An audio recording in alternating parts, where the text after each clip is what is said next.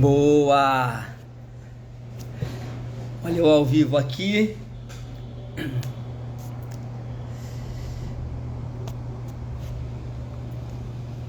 Tô um pouco confuso ainda. Primeira vez eu fazendo a live.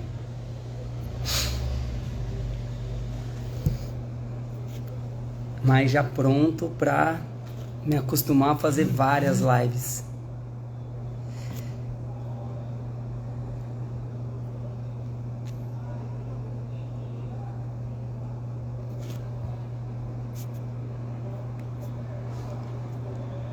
É isso aí.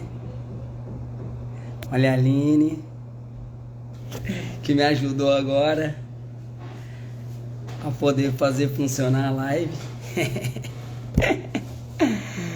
Bom demais. Já vou chamar. É isso aí. Me adaptando aqui, fazendo a coisa funcionar. Boa.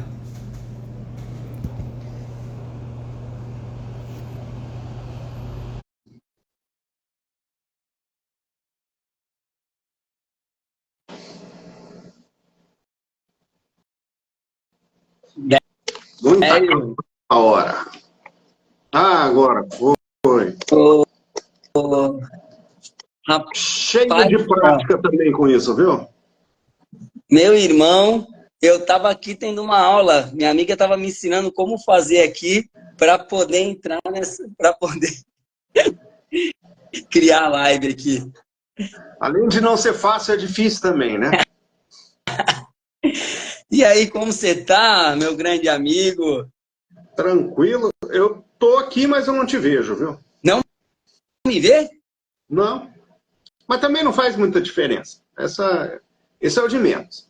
Eu tô te vendo. Ufa, ainda bem, né?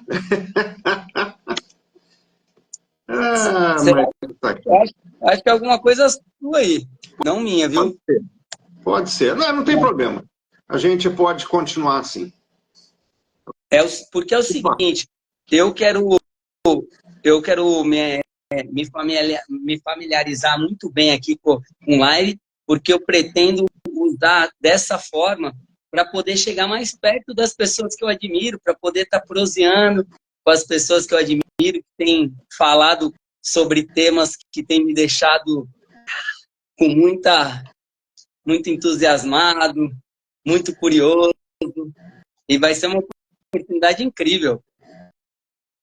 Vai ser assim. E tem muita coisa para falar, né? Porra, o motivo principal de eu ter feito esse convite, já te conheço há anos e admiro muito seu trabalho, mas foi porque eu vi que essa semana agora, segunda-feira, salvo engano, você estava fazendo uma palestra que chamava Você Vive Depois da Morte. Evidências científicas mostrando isso. E eu achei incrível. Eu falei, poxa, a gente precisa conversar. Tem É, jeito. a gente está cercado por evidências. Os mais céticos dirão para você assim: ah, mas tudo isso daí é tudo imaginação, tudo isso daí é falso, a ciência não tem nada disso, e etc, etc. A gente está muito acostumado a ouvir isso por parte dos céticos, né? E daí o que a gente descobre é que as opiniões dessas pessoas são calcadas num absoluto desconhecimento daquilo que a ciência tem feito em termos de pesquisa com relação à existência da consciência, né? Então, o que a gente mais ouve, por exemplo, a experiência de quase morte, o indivíduo, o que acontece com ele é que tem uma falta de oxigênio no cérebro dele, daí ele tem uma imaginação dessa fenomenologia que aconteceu. Então ele imagina, ele está delirando ou algo do tipo. Só que os relatos são das pessoas que passam por isso, são de uma clareza tão grande que você logo percebe que a ideia do delírio está desfeita. Ela está desfeita. E quem diz isso também desconhece que tem centenas, milhares de pesquisas e livros publicados a respeito desse tema, que trazem pesquisas muito detalhadas a respeito, né? E então, dizer que é falso, que é imaginação, que é delírio, deriva do desconhecimento da literatura, da pesquisa. Perfeito. Eu fico sempre pensando assim, para as pessoas com pouca instrução, assim como eu, que acaba achando essas coisas um pouco longe, né? A gente ouve falar faz tempo, mas fica distante.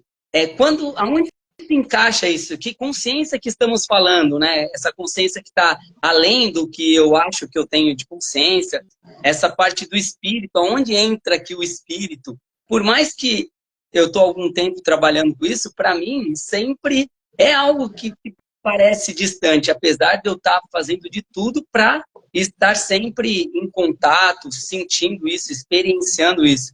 Então, é bom quando você consegue trazer assim de uma forma também apresentando evidências científicas para a gente tentar se familiarizar um pouquinho mais com isso, né? Para ir abrindo, né, nossa visão. Então, que eu não sei quanto tempo a gente quer ou pretende passar aqui falando hoje, mas eu acho que a gente pode primeiro dar uma fundamentação filosófica para essa temática, porque esse é um assunto que a filosofia já discute há muito tempo, milênios talvez.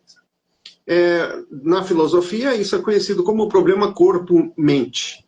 Corpo-mente, em outras palavras. Nós estamos discutindo um bicho que é só biológico, um bicho que é espiritual, ou os dois. Então, quando se trata da consciência humana, então ela já foi caracterizada como várias coisas ao longo dos milênios. O que eu vou chamar de consciência? Aquilo que uma parte da população talvez conhecesse como alma. Mas a alma sozinha, talvez, a expressão alma sozinha, talvez não sirva para fundamentar tudo que eu quero dizer a respeito dessa existência. Mas se eu estiver falando só sobre o ser humano, então eu vou roubar 3 minutos do nosso tempo aqui para falar essa perspectiva.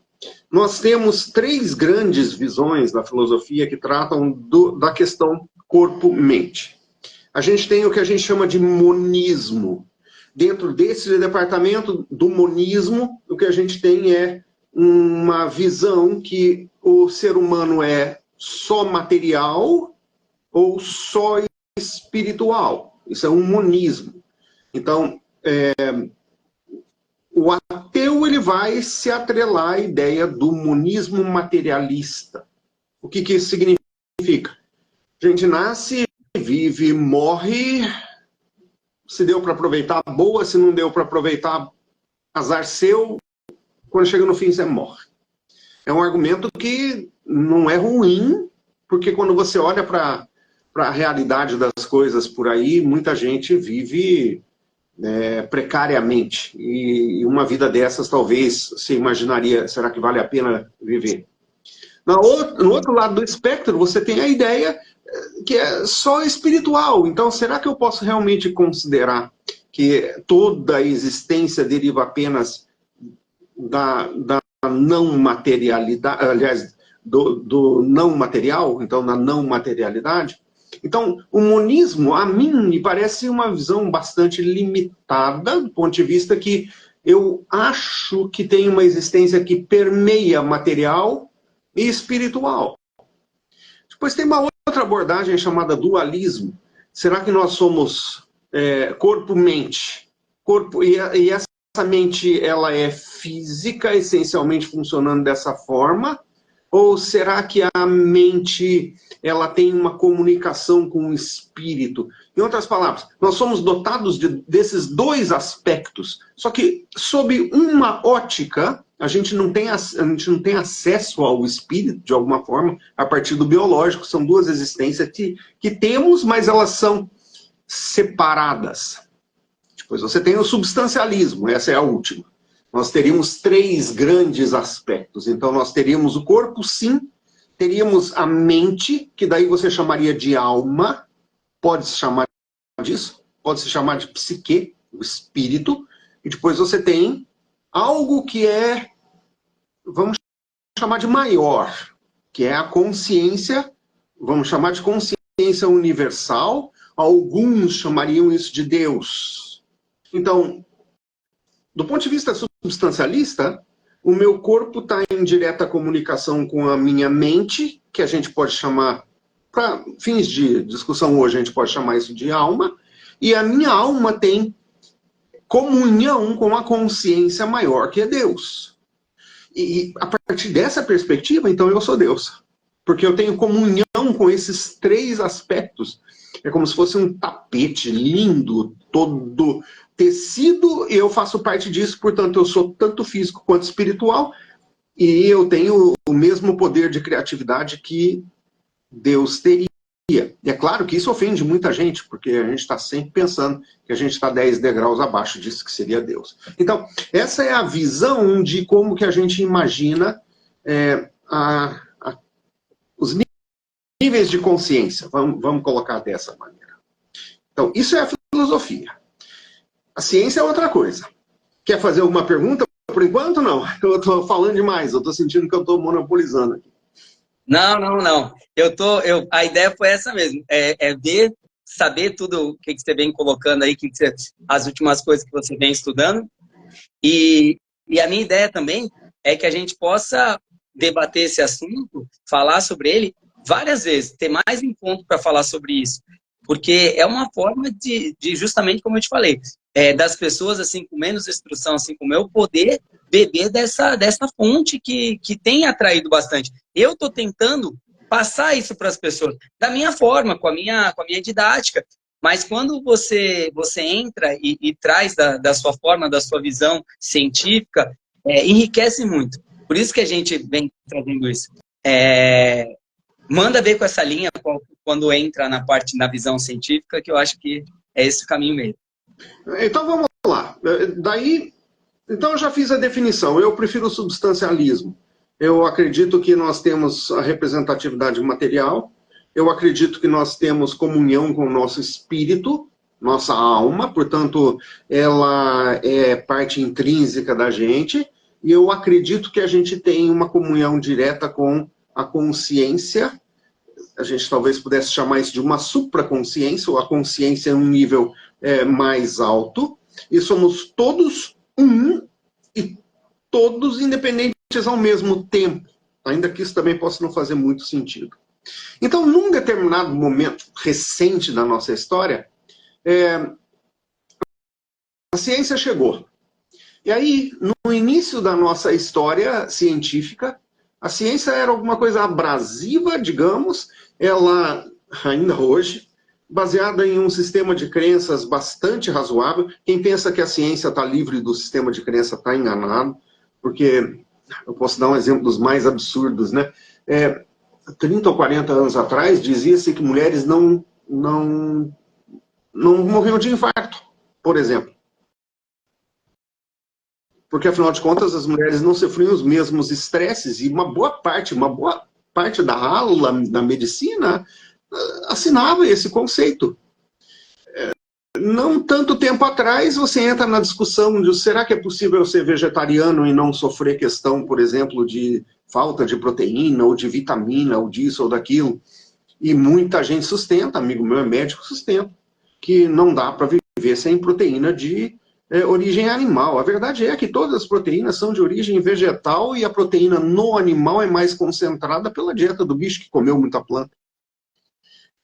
E aí, quando você começa a falar dessas coisas, as pessoas erguem as sobrancelhas porque dizem assim, não, esse não é o conhecimento que eu tenho, né? O que me dizem é que se eu não comer carne, eu não tenho consumo de proteína. Como é que eu consigo a minha proteína sem carne? Aí você fala assim, bom, mas todas as plantas têm todos os 20 aminoácidos de que a gente precisa, portanto, todas são produtoras, e nós, quando consumimos estes, adquirimos proteína através da planta. E aí você fala assim, bom, mas que planta, né? Todas.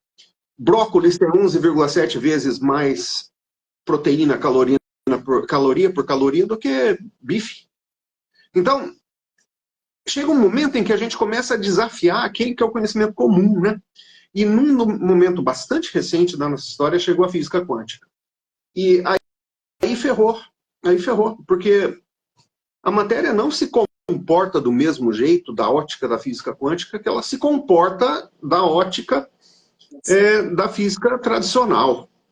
A matéria, ela é profundamente influenciada por coisas que na física tradicional você diria que não faz muito sentido. Inclusive, pessoas como Einstein têm frases célebres que falam sobre o comportamento da matéria do ponto de vista da quântica e da dificuldade que é de explicar como a matéria se comporta do ponto de vista da quântica.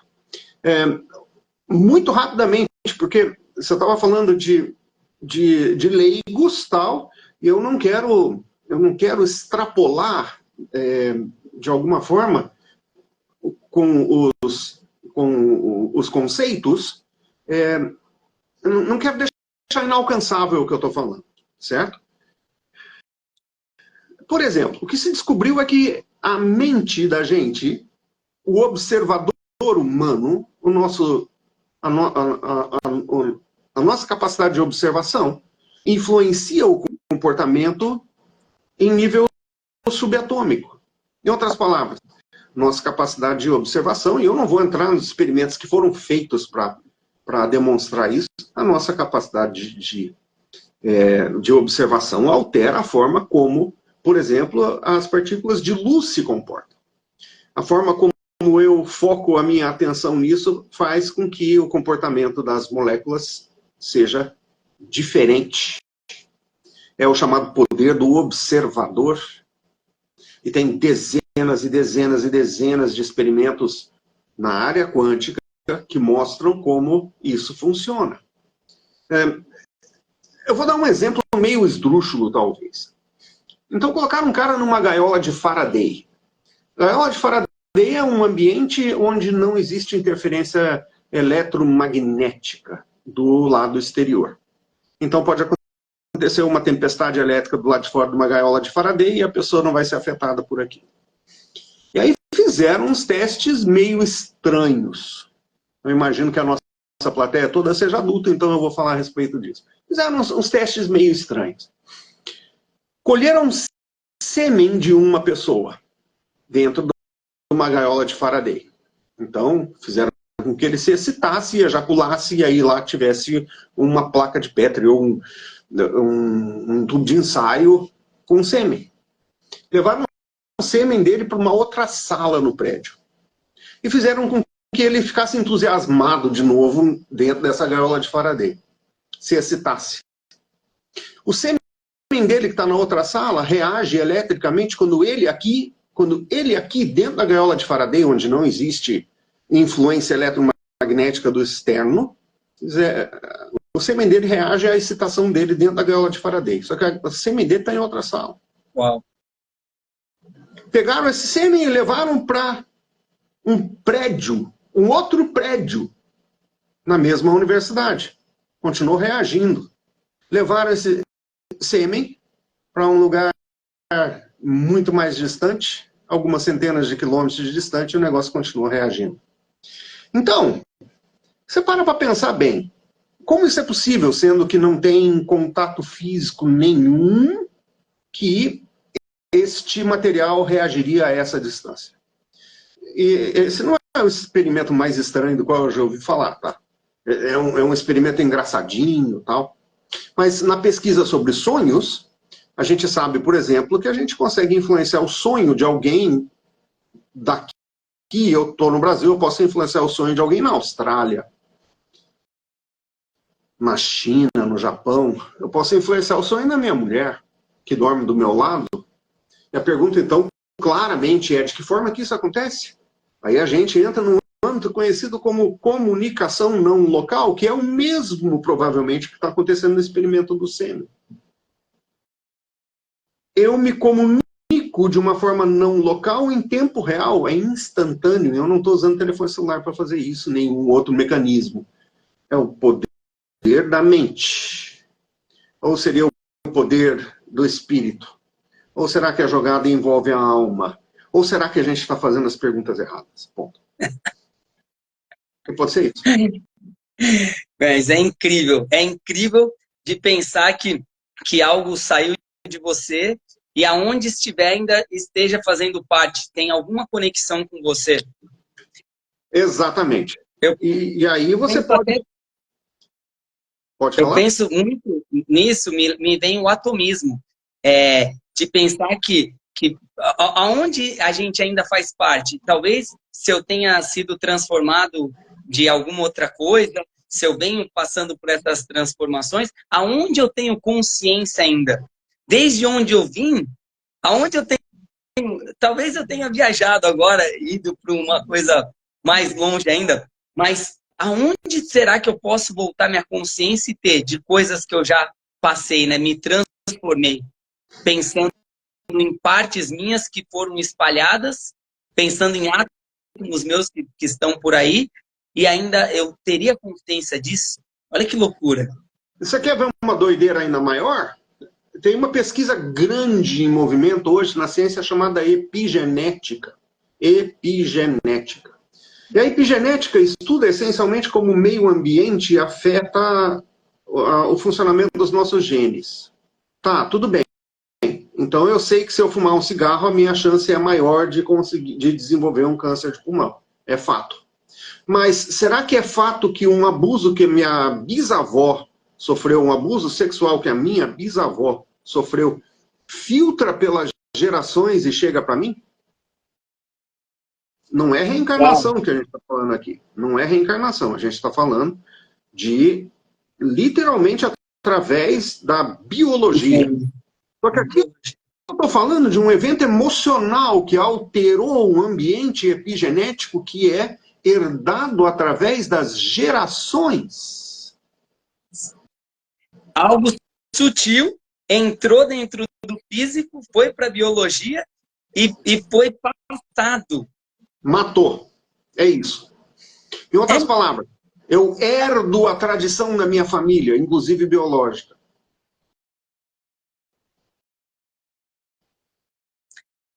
E aí entra as constelações familiares, né? Não tem escapatória, né? Efetivamente, a gente está dentro de uma marra tão grande de tudo que a única coisa que acontece é que nós, de modo geral, não percebemos o tamanho do entrelaçamento que acontece aqui. E aí, eu tenho algumas dinâmicas que me veio, eu dormindo, eu acordava com ideias de dinâmicas, e eu tenho uma justamente que eu mostro isso, essa amarra que um ser humano tem com o outro, essa conexão. E eu tenho usado alguns termos assim novos que me vêm na cabeça, e eu tenho falado muito desse espírito coletivo, dessa influência que o espírito coletivo tem sobre nós, que eu uso ela de uma forma como sendo boa, como não sendo má esse espírito coletivo. E aí eu chamo de mente coletiva a parte que eu uso, que o sistema usa para nos influenciar. Então, a parte que eu quero fazer coisas que está todo mundo fazendo, que não é uma coisa assim minha, talvez, da minha essência, do meu eu como um indivíduo, mas sim porque o coletivo quer fazer. Então, eu tenho usado assim, tenho me apropriado desse espírito coletivo e dessa mente coletiva, e que a gente possa olhar para entender, opa, o que eu estou fazendo de influência de realmente do todo ali, ou dessa parte sutil. E eu também falo que esse espírito coletivo, ele só pensa na cooperação, que não é algo que vai atrás de competição, que é diferente da mente coletiva. Que a mente, ela sempre quer que o Lucas seja o melhor.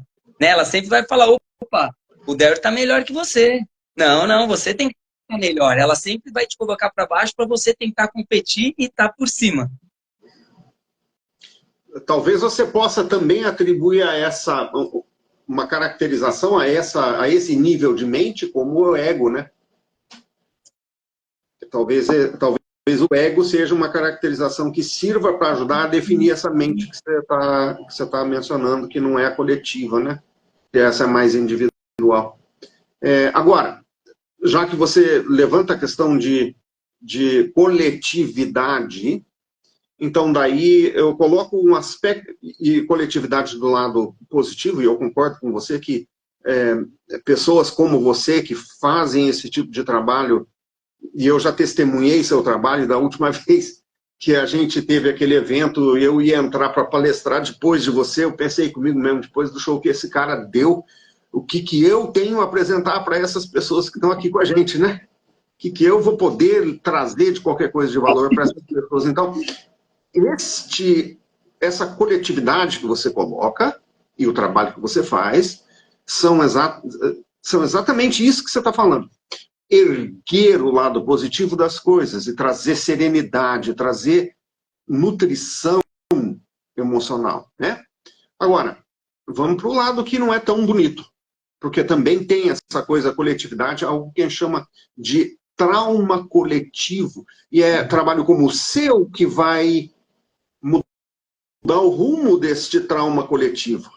Nós não escapamos ilesos de eventos, por exemplo, como a guerra que está acontecendo no Oriente Médio hoje.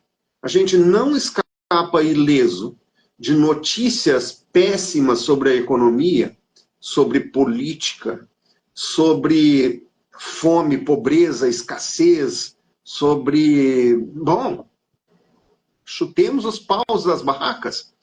Programação televisiva que promove discórdia e dor e tudo mais. Daí você entra em telenovelas, reality shows e todas essas coisas. Isso tem um efeito muito importante na consciência coletiva, e a gente chama isso de trauma coletivo, que se torna transgeracional também. Então, o seu trabalho, Movimento Cura e tantos outros, ele é essencial para que pessoas possam sair desse emaranhado de escassez intelectual, de escassez espiritual, de escassez material, e compreendam que aquele que a gente trata de ego, muitas vezes, ele pode não ser tão importante sempre, embora ele tenha sua importância, e talvez nós precisemos estar mais envolvidos com a coletividade, de uma forma saudável. E aí entra o seu trabalho. E assim, na realidade, o meu interesse maior em estar falando com você, né, nesse encontro aqui, através da live, porque eu sinto sempre um déficit de eu te encontrar uma vez por ano só. Eu te conheço há anos, mas eu só te vejo uma vez por ano, e eu quero saber mais, por isso que me surgiu essa ideia de te encontrar mais vezes aqui. Para a gente estar, e quem sentir sede, sentir vontade de estar entendendo, conhecendo, compartilhando mais com a gente sobre isso, vai entrar.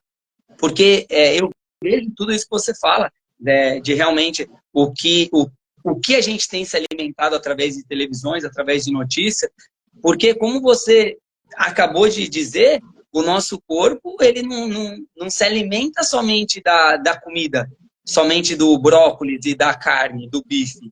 Ele se alimenta do que ele está vendo, do que ele está escutando, ouvindo, e como você bem disse, isso também traz algo transgeracional. Então, o que está vibrando hoje aqui? O que estamos assistindo coletivo, né? O que estão ouvindo? Quais são os murmurinhos? O que isso vai passar depois para a gente, para os próximos... Bom, que tal essa daqui? Para levar a conversa de volta para a ciência. Um instituto americano chamado HeartMath desenvolveu um equipamento muito interessante e sensível que consegue detectar a frequência cardíaca das pessoas e então como o coração está funcionando, não é o órgão biológico apenas, mas consegue detectar a frequência cardíaca do sujeito no raio de 5 metros dele. Então, Uau. se existe esse equipamento a 5 metros de mim, ele detecta como o meu corpo está reagindo às minhas emoções, porque o coração é um dos lugares onde temos neurônios. Muita gente não sabe disso, temos neurônios no intestino, no coração e no cérebro. Então, o coração é um órgão pensante. E é esquisito falar isso, porque a maior parte das pessoas fala, quê? Só serve para bombear sangue. Não. O coração é um órgão pensante. E ele é afetado pelas nossas emoções. Muito. E ele, já que ele pensa, ele reage, ele cria situações. Então, o HeartMath desenvolveu esse equipamento de forma que é possível de eu medir, numa distância de 5 metros da outra pessoa, como as emoções dela estão andando e mais. A gente percebe que a gente é afetado pelo estado emocional da pessoa que está com a gente. E agora tem equipamento para medir isso. Se eu estou profundamente deprimido, a probabilidade é que pessoas que estão ao meu redor sejam afetadas pela minha depressão.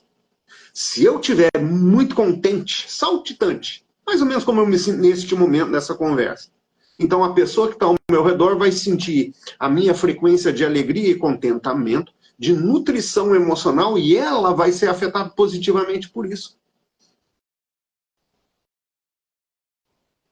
Olha isso. E aí, se a gente for ver no mundo animal, o mimetismo, né? Um bicho Claro. passando para o outro assim, há tempo. E aí, quando você vê que as pessoas acabam querendo negar esse instinto animal, essa coisa que ao invés da gente olhar com amor para tudo isso e ver que temos aqui, graças a Deus, temos essa inteligência e se alegrar com isso. Porque olha quanto que eles vêm mostrando pra gente que somos dessa forma e ao invés da gente negar isso. O mimetismo acontece há tanto tempo aí na vida toda e agora, ao invés da gente usar isso, né, para algo de bom, né, de saber que a gente pode influenciar as pessoas sim, mas com algo positivo, né?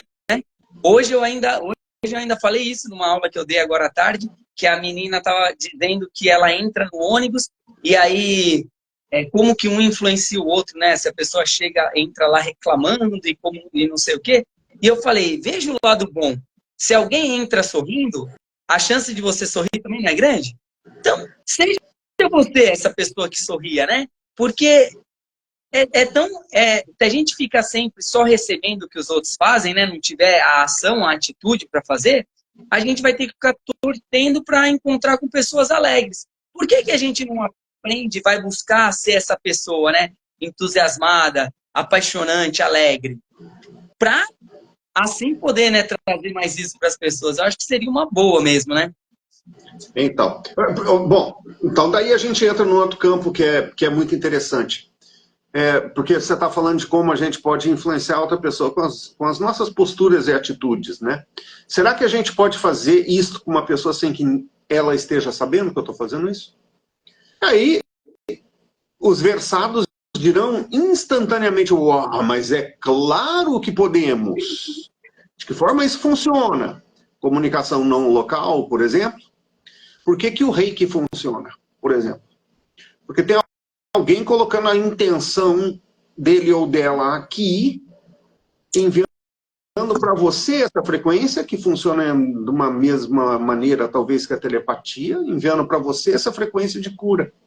É não local. É uma coisa que acontece e que não interessa onde a outra pessoa está, como telepatia.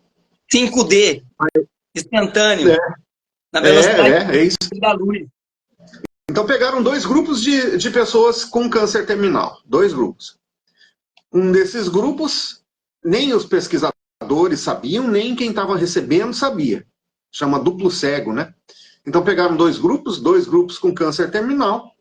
Um grupo receberia sistematicamente orações, o outro grupo não receberia sistematicamente orações ou nem receberia. E o que descobriram depois do período do estudo?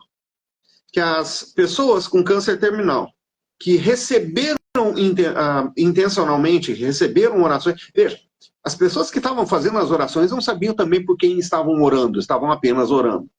Estavam orando por doentes terminais. As pessoas que receberam as orações tiveram uma sobrevida significativamente mais alta do que as pessoas que não receberam orações. E aí a gente entra num campo do bem desconhecido. E também tem uma outra questão, por que não funciona para todo mundo, né? Porque realmente não funciona para todo mundo. Mas, na prática, à distância, é isso que você está falando de vamos implementar posturas e posições que nos tornem não só mais positivos, mais saudáveis, mas que possamos influenciar o outro de uma forma saudável e positiva. Que a gente possa influenciar a espiritualidade da outra pessoa também, que daí é onde a gente volta para a filosofia, para falar do substancialismo, né? É o corpo, a mente e a consciência maior. Todos entrelaçados. Um faz uma coisa aqui, o outro sente lá. A filosofia estava certa desde sempre, só que ainda não se sabe como. E esses são pequenos exemplos de questões. Quer ver mais um? Isso aqui acho que uma boa parte das pessoas sabe, mas vale a pena a gente colocar isso em pauta.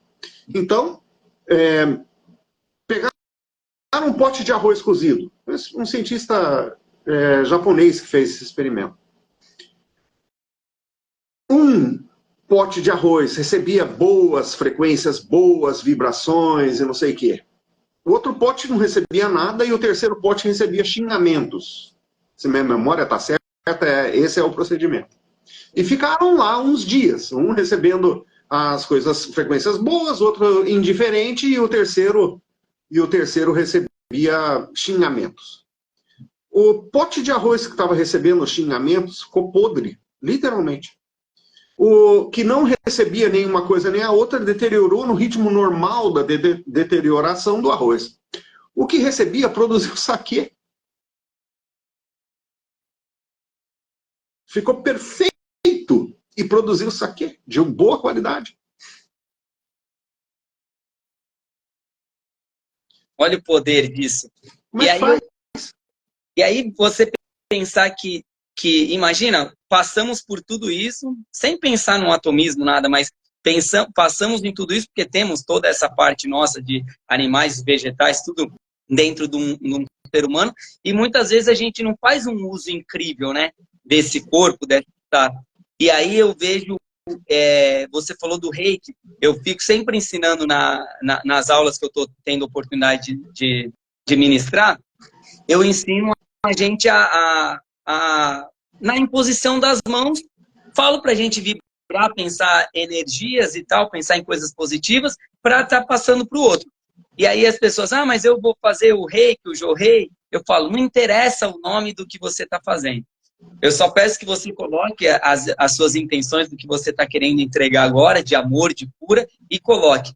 É nitidamente quantas pessoas que dizem lá, nossa, mas eu senti pegar fogo aqui no meu cardíaco, no meu plexo solar, eu senti minha mão isso, porque temos esse poder. Hoje eu falo eu adoro poder falar isso, que eu fui estudar para fazer coisas que eu aprendi lá com a vovó e com o vovô. Coisas que eu fui ver em palestra de antroposofia, de plantação biodinâmica, e minha avó já falava disso para mim.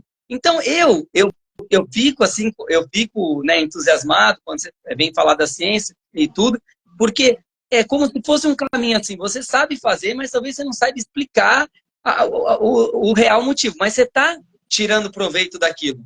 É como eu chegar em casa e acender a luz. Eu não vou saber te explicar a fiação, como que vem, de onde vem a eletricidade, só que eu estou usufruindo. E eu posso fazer bom uso disso.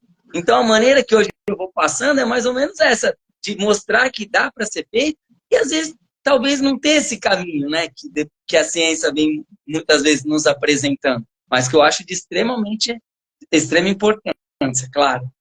Mas a questão da ciência é a seguinte, a ciência neste momento, ela está tendo uma oportunidade ímpar de se separar de preconceitos, ainda que seja muito difícil.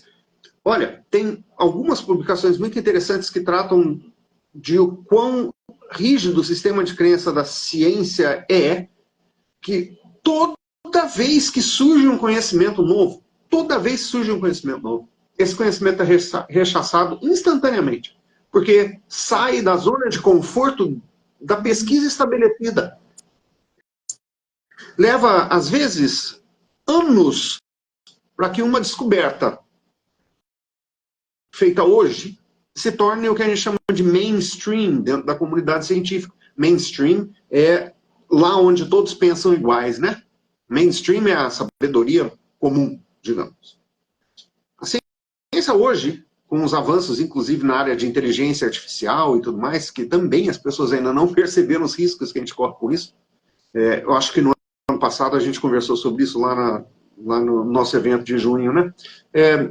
O que a ciência hoje tem a oportunidade de fazer é se desprender dos sistemas de crença, essas coisas convencionais, e começar a falar assim, tá, agora eu entendo que existe uma experiência, por exemplo, chamada experiência de quase morte, onde as pessoas são confrontadas com uma existência separada da biologia. O que eu faço com essa informação em vez de rechaçar? Será que dá para mostrar que isso segura água? Mas esse é só um. Esse é só um dos fenômenos que mostra para a gente isso. E as evidências de reencarnação, por exemplo, que é uma outra ala gigante de pesquisa científica hoje, e sempre teve um precursor, né? E o precursor é quem apanhou mais nos estudos científicos da reencarnação. Tem um cara chamado Ian Stevenson, que escreveu muito a respeito disso, tem um departamento numa universidade americana, na Virgínia, que trabalha só com essa questão. Então é muito interessante que a ciência, nesse momento, tenha a oportunidade de abrir algumas janelas para a pesquisa que mostra o substancialismo. Corpo, mente, espírito. Corpo, mente, consciência. Tem outras. Dá para a gente ficar aqui o resto da noite falando só disso, mas talvez o que a gente deva fazer é chamar o povo para ir ouvir essas falas da gente em pessoa, porque daí dá para mostrar as imagens também, né? Sim. Inclusive, aproveitar para, assim, fala, qual o próximo evento seu aí que você vai estar... Aproveita para estar falando aí para o pessoal. Eu não lembro o nome do lugar agora. Eu vou palestrar no Centro Espírita no dia 25 agora de março sobre inteligência artificial e o que está prestes a acontecer. Primariamente eu vou falar sobre se é possível a gente pensar em vida eterna com o progresso feito no casamento entre a nanotecnologia e a inteligência artificial, que é o tema que a gente explorou ano passado, né, na nossa fala lá, Movimento Cura, né? Mas tem um evento que eu sei que você está planejando, talvez esse seja mais como é que eu chamo? Próximo ao alcance das pessoas que estão ouvindo a gente ou não? Sim, vamos embora. Lembrando que quem quiser conhecer mais sobre todo esse trabalho aí que a gente vem falando, dia 23 tem um encontro agora, dia 23, semana que vem, dia 23 de março. Dia 20 de abril tem um outro evento também, bem legal. E já para quem quiser já marcar aí também, vai ter um em junho, dia 8 de junho. Já vão ficando atento aí. Mas a gente vai fazer live, eu quero chamar o Darry novamente para conversar aqui, para a gente ir falando sobre essas coisas. E você, assim como eu, que tem essa vontade aí de saber mais sobre isso, é um momento da gente estar falando e estar aprendendo mais. Talvez essa nossa conversa de hoje possa ser chamada uma prévia para isso, né? Uma prévia, sim, sem dúvida. Então, claro que eu participo desse aí que você me chama para ir participar, tá? Lógico, com certeza. Tamo junto. Isso, quer falar mais alguma coisa, Darren? Eu vou jogar uma outra isca no outro anzol. Para as pessoas que quiserem saber mais sobre os limites, e aí se a gente estiver junto numa numa oportunidade futura próxima, e este daí for o tema que a gente for utilizar, o que eu for utilizar lá para falar, quais são alguns dos fenômenos que a ciência hoje tem investigado e com relação ao qual ela tem um inventário grande de evidências, inclusive, né? Por exemplo, durante a década de 80, 90, uma das grandes aulas da psiquiatria era o estudo da personalidade múltipla. E como hoje é o autismo, ou como hoje é o TDAH, tal, naquela época, mas parte da explicação para o comportamento das pessoas era personalidades múltiplas. Mas não é disso que eu falo. Parece que algumas pessoas realmente têm nelas vários fragmentos de personalidade ou personalidades realmente diferentes. Não vou nem entrar em detalhes disso hoje, porque seria muito longo. Personalidade múltipla é um dos aspectos estudados.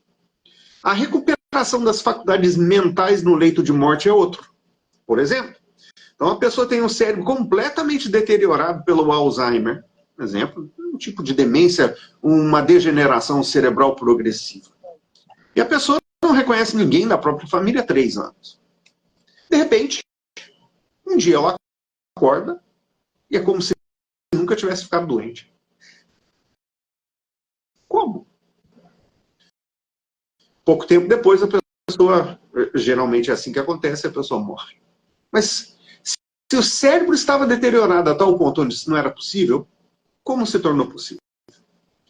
Outro item da conversa são curas extraordinárias. E tem uma biblioteca inteira de pesquisa a respeito de como pessoas se recuperam de doenças terminais, às vezes elas em estágio 4, de um dia para o outro, elas simplesmente se curam. Como isso é possível? E a ciência está trabalhando com isso. Tem um capítulo da ciência também que está trabalhando com como é possível pessoas com grandes anomalias cerebrais pensarem. Pessoas que têm apenas uma pequena parcela do cérebro e ainda assim são gênios. Como isso é possível? Aí tem as experiências de quase morte, que é um tema que eu já mencionei aqui. Tem 2 tipos de fotografia que a gente estuda. Um é a fotografia Kirlian, e a outra é a fotografia psíquica. Na Kirlian são fotografias do campo energético do ser humano e de outros bichos, inclusive dos vegetais. Sabe o que é legal? Desculpa de interromper, mas para vender meu peixe, eu vou aproveitar essas lives para sempre ir fazendo igual propaganda. Essa Kirlian, a fotografia, aconteceu o seguinte: eu fazia o remédio, a biotintura, esse remédio que eu faço, né, fitoterápico, fitoenergético, e eu sempre eu sempre vendi, eu já vendo ela desde 2016. E a minha vida é sempre muito embasada no relato das pessoas que eu vou trabalhando, vou atendendo. E as pessoas me falavam que eu falava, toma esse remédio, né, essa biotintura, para ajudar na repreensão de sentimento, na angústia. Trabalhava bastante a parte emocional.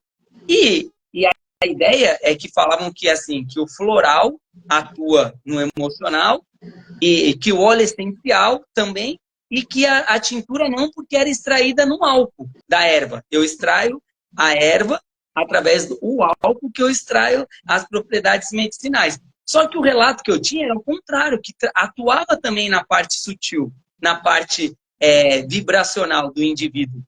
E o que mostrou foi quando surgiu essas fotografias, Kirlian, que ela mostrou que o campo vibracional do fitoterápico, da tintura, era maior do que do floral e do que o óleo essencial. Então, eu sou muito feliz com essa fotografia. Aí você vê que, às vezes, usar a ciência, usar tudo isso para ajudar a provar. Porque eu sempre tive relato das pessoas tomando esse remédio e melhorando a parte sutil. E aí eu tinha que falar isso. Só que eu não tinha como provar. E hoje eu adorei que a ciência mostrou isso, né? Por exemplo, falando da Kirlian e falando aí das plantas, dos fitoterápicos, não sei o quê. Se você tirar uma fotografia de um brócolis plantado na agricultura orgânica e tirar uma fotografia aqui, Leandro, de um brócolis criado na agricultura convencional, o uso de agrotóxicos, esses negócios, você vê claramente uma diferença no campo energético dessas duas plantas. Sendo que o orgânico é muito mais forte do que o da agricultura convencional. Já que você está falando, eu tenho foto disso para poder mostrar, tá? Mas é isso exatamente que eu te falei, que eu fui buscar em palestra de antroposofia, de plantação biodinâmica, que a minha avó falava assim, ó, olha para essa planta que está quase morrendo, vai lá, conversa com ela, mexe nela, que ela vai melhorar. Arranca aquela folha que está assim, e daqui a pouco, puf, ela crescia. E aí você vê as pessoas hoje justamente falando isso, o estudo ancestral. Quando eu falo para a gente respeitar a nossa história, que é o tema de uma palestra que eu dou, é isso, para você olhar para os seus ancestrais. A gente se importa com o cara que você segue na rede social, que você nem sabe o que o cara tá fazendo e tal, e esquece de ver as suas raízes ali, o seu vizinho. Eu estou falando agora com o cara que mora do lado de casa, mas que a gente se encontra pouco, que é você. Que é um cara que eu admiro, que eu me importo, que eu falo, não, então eu vou fazer um movimento de encontrar. Porque a sabedoria ancestral é incrível, nossa. A gente tem uma riqueza nisso, porque também tem coisa que passa de transgeração boas, incríveis, não é? Claro, claro. Oh, e como? Sem dúvida. E claro, para acabar de jogar o anzol e com a isca e os estudos sobre a reencarnação, né?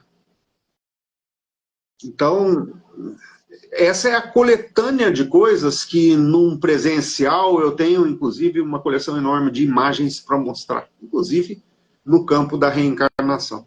Então, é muito empolgante, porque a humanidade, ela hoje está atravessando um período, e eu digo, sem muito medo de errar, não, que a geração próxima, essa que está vindo, receberá da ciência a comprovação da existência da consciência de fato. A comprovação de fato da existência da consciência. Consciência aí a gente está falando um negócio maior, né? A gente está falando em nível de espírito e Deus. Mas é assim, a humanidade precisa maturar bastante para chegar até esse ponto. Precisa amadurecer muito. Mas eu me motivo. Eu me motivo porque quando eu olho, quando eu vejo agora à tarde, estava dando aula, e eu olho e falo para a galera, poxa, olha que incrível, estamos aqui nessa função, sabe? Sendo um multiplicador da cura, do amor. Eu vejo que, de verdade, eu sou positivo assim com as coisas que eu tenho visto. Eu tenho visto muita coisa boa, muitas pessoas que estão atrás disso. E eu acho que sempre teve. Mas eu acho que é onde você olha, né? Para onde você está caminhando. E eu, graças a Deus, estou conseguindo me direcionar e caminhar para esse lado e tenho encontrado pessoas assim como você, que estão nessa ideia. Quantos mais se unem, maior a probabilidade de a gente achar um resultado bem positivo mais rapidamente. A gente chama isso também de ativismo quântico, né? Isso é interessante. Quanto mais a gente trabalha na divulgação desse tipo de coisa, a gente está divulgando a importância desse tipo de coisa. Eu tenho percebido isso. Mais sorte parece eu ter, parece que mais pessoas vêm atrás. Por isso que eu digo, para a gente fazer um uso mais humano do nosso ser humano. E o ser humano é incrível. E por isso que eu criei esse ser corpo. E por isso que eu te convidei, porque eu acho que tem tudo a ver esse trabalho, para a gente entender o corpo físico e essa parte que a gente pode chamar de consciência cósmica, consciência, o espírito, o ser. Essa parte sutil que a gente não vê, mas que a gente já tem prova que influencia muito a nossa vida, que é a nossa realidade na matéria. É empolgante no mínimo, né? No mínimo, muito empolgante. Tá, é isso. Então, eu nem sei o horário, porque eu não vi, então, mas eu acho que deu aí. Estamos na beira de 1 hora já, né? Então é isso. Quer falar mais alguma coisa? Apenas desejar para todos nós que possamos ter mais compaixão. Mais compaixão. Amém. que assim seja. Vamos aprender a olhar isso. Mas é um trabalho diário, né? É árduo, é dia por dia, abraçando, aceitando nossas falhas, né? Aceitar isso, mas ainda assim conseguir se entusiasmar, se amar, mesmo vendo que muitas vezes não vai ser fácil, mas pode ser positivo, né, cara? A vida é incrível, mano. Você viu aquele cara? Você viu aquele cara que morreu hoje com 78 anos, que ele com 8 anos teve pólio, e aí ele viveu naquela câmera de o pulmão de aço? Pulmão de aço, Se formou em direito. Se formou em direito a partir daí. Só com a cabeça dele para fora, que ele escrevia segurando com a boca. Meu irmão, eu pensei hoje, de onde ele tirou o amor da vida? O que ele percebeu para falar assim, eu vou viver? Quantas vezes que a gente está desanimado e não quer viver e não tem ânimo? O que esse cara viu da vida? Sem poder mexer os braços, o corpo, só a cabeça, sem sair do lugar. Sabe, então, o que o cara desse vê a vida para falar, não, eu vou viver? E muitas vezes a gente vai buscando motivações, buscando coisas para nos entusiasmar, e às vezes a gente acorda e, não quero viver, não tô com tesão para nada. Será que é falta de realmente perceber que essa consciência divina, que talvez seja essa consciência que fica fácil a gente pensar, que é a consciência que faz você respirar? Porque você ele não está mandando o seu pulmão funcionar, né? Não, pelo menos a consciência humana de Daryl. Quem que é essa consciência?